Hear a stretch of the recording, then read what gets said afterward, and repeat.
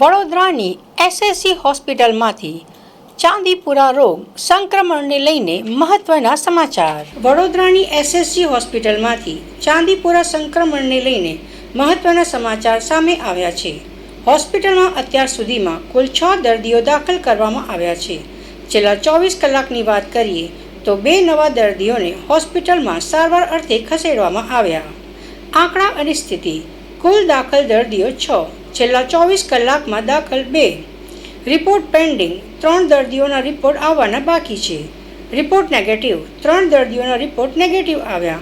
નવા દર્દીઓની વિગત: છેલ્લા 24 કલાકમાં જે 2 નવા દર્દીઓ દાખલ થયા છે તેમાંથી એક દર્દી મહીસાગર જિલ્લાનો છે, ઉંમર 2 વર્ષ.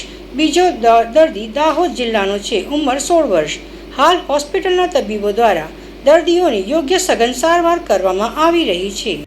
હાલમાં એસએસજી હોસ્પિટલ વડોદરા ખાતે કુલ 6 દર્દી દાખલ છે, જે પૈકી 2 દર્દી છેલ્લા 24 કલાકમાં દાખલ થયેલ છે.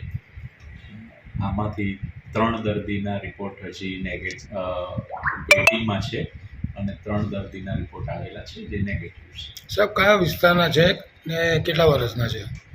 જે છેલ્લા 2 છે એમાં એક મહીસાગર જિલ્લાના અને એક દાહોદ જિલ્લાનો છે. એકની ઉંમર 2 વર્ષ અને એકની 1.5 વર્ષ છે.